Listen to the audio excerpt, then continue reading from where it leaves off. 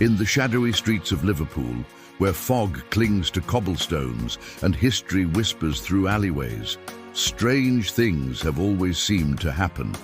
From ghostly children to alleged time slips, the city's past is littered with moments that defy logic. But in October of 1961, a series of events unfolded along the 79 bus route in the district of Wavertree, events so disturbing, so bizarre, that they've since been whispered about in pubs, passed down in families, and archived only in the memories of those who were there. It began, as these things often do, in the quiet hours past midnight. A lone double-decker bus left Liverpool city centre with just a handful of late-night passengers, most of them in various states of intoxication. The streets were empty, the city falling asleep around them. The driver, a middle-aged man named Douglas, had no reason to expect anything unusual. He was just counting down the final minutes of his shift. But just 10 minutes from the final stop, a shrill scream rang out from the upper deck. He slammed on the brakes, heart racing, and reached for the periscope mirror mounted beside him. Through the reflection, he saw a young woman thrashing violently in her seat, arms flailing, mouth open in a silent scream. At first, he thought she was having a seizure. He bolted up the stairs. When he reached her, he was stunned. Her eyes were wide open, not vacant but aware. She was trying to stand, as though something held her down. He reached out to help. That's when he saw it. A burned, twisted hand, almost human, gripping her wrist. As if sensing his presence, the hand loosened its grip and retreated, not backward, not under the seat, but into it, passing straight through the padding and vanishing as if it had never existed. The girl collapsed into his arms, red marks seared into her skin, and in the air, the unmistakable smell of burned flesh and acrid smoke. She wasn't the only one who saw it. Two passengers on the lower deck later confirmed they had seen a dark figure standing on the upper stairs moments before the scream, though no one could say how it got there or where it went. Days later, another incident, this time during the afternoon. Douglas was once again driving the 79, this time covering a route he didn't usually work. A diversion sign forced him off the standard path, directing him down Prince Alfred Road. The passengers groaned, unhappy with the delay, but Douglas complied. Halfway through the detour, the bus's engine suddenly died. He tried the ignition again and again. Nothing. Then he saw it. A man in a black hooded cloak and mask, standing motionless just outside the bus door. Then another, and another.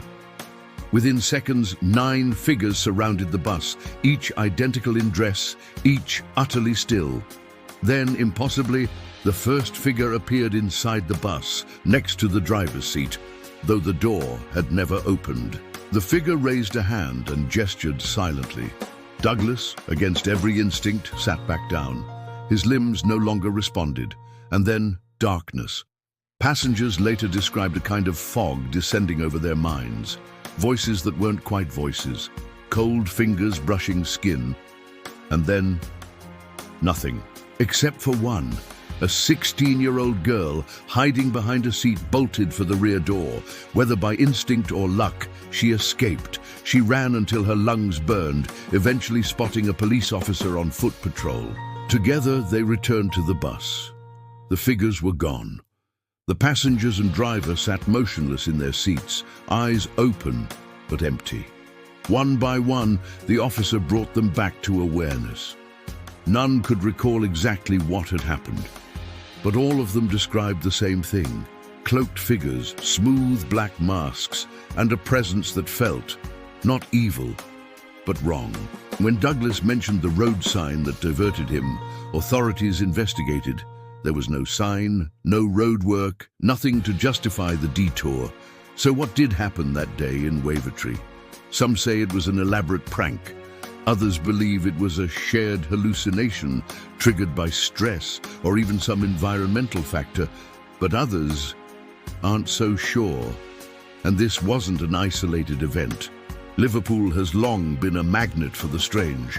Just a few miles away from Wavertree, in the district of Bold Street, there have been dozens of reported time slips. People suddenly finding themselves transported to another decade, standing among shopfronts that no longer exist, speaking to clerks in outdated uniforms, only to blink and find themselves back in the present. Then there's the curious case of Thingwall, a quiet village on the outskirts of the city. For years, residents have whispered of sudden shifts in light, of lost time, and even of children speaking in languages they've never learned. Could the cloaked figures on the bus be part of this same phenomenon? What if the 79 bus didn't just break down, but broke through? It's tempting to file it all away as a hoax, a group of teens in costumes, a prank gone too far. But if that were true, where did they go? How did they vanish without a trace, before a police officer could even get a good look at them? And how did an entire busload of people fall into the same vacant trance? Some researchers have speculated about electromagnetic anomalies, fluctuations in the Earth's magnetic field that can affect perception, memory, and even cause hallucinations. Others propose experimental military technology, some kind of psychological test performed without consent. The more conspiracy-minded have even suggested a cover-up, citing reports of men in black suits visiting some of the passengers in the weeks following the incident. But the most unsettling theory remains the simplest, that the passengers of the 79 bus encountered something that wasn't supposed to be there, something watching, something probing, not to harm, but to understand, like scientists observing insects in a jar. Maybe the girl who escaped disrupted the experiment. Maybe that's why it hasn't happened again, or maybe it has, and no one remembers. As with so many of these stories, the records are thin. There's no newspaper article, no official report, just testimony. Hushed whispers passed from one generation to the next. A myth, maybe. But myths often start with truth. And so, we're left with a mystery. A bus, a detour, a blackout, and a city with more than its share of strange tales. Would you ride the 79 if it meant seeing behind the curtain of reality itself? Let us know in the comments. Do you think the Wavertree Bus Incident was real or just folklore spun into fear? If you found this video intriguing, make sure to like, comment, and subscribe for more mysteries from around the world.